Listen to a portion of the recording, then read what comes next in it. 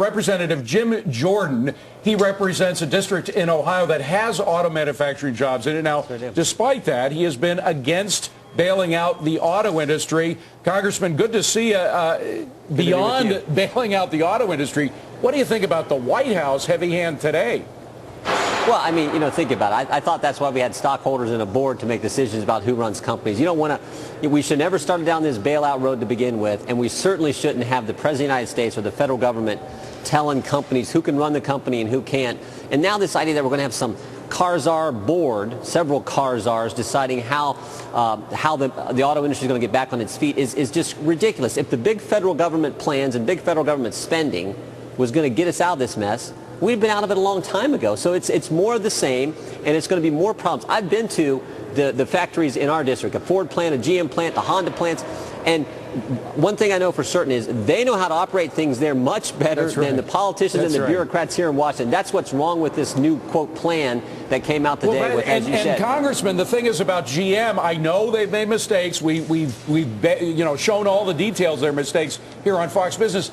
But again, you really think that somebody in Washington, or even, do you think that the new guy, what's his name, Fritz Henderson, do you think that Fritz Henderson can do anything on his own without checking with all those bureaucrats in Washington? Right. You got to run everything through Washington now, and the heavy hand of Washington is looking right over your shoulder to second guess everything you do. So it's really tough to turn things around in that situation. Again, wrong approach. We shouldn't have went down this path to begin with, and now we're seeing. You know what it reminds me of? It reminds me of the war in Iraq when all those lawyers were in charge of deciding who gets bombed and who didn't. Remember, the Pentagon didn't have a free hand to let loose on whoever they wanted. They had to check in Washington. It's the same sort of thing here.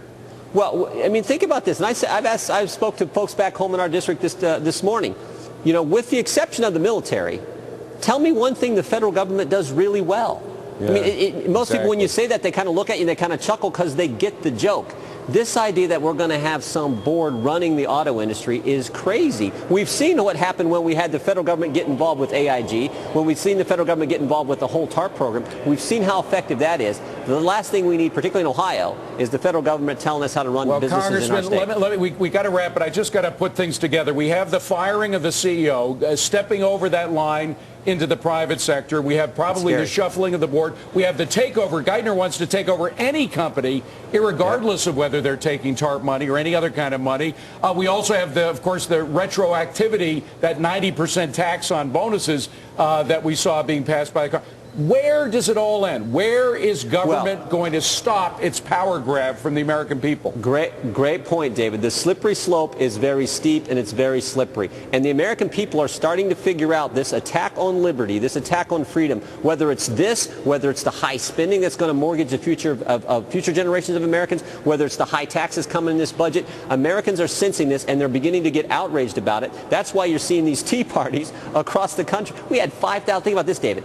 5,000 people in Cincinnati, Ohio a few weeks ago. On the first nice spring day we had in Ohio, 5,000 people show up on a Sunday afternoon because they've had it. They're tired of their government doing these crazy policies and they want it to change. Jim Jordan, Congressman from Ohio. Congressman, thanks a million for being here. We appreciate it. Always good to be with you. Take care. So what do you guys think?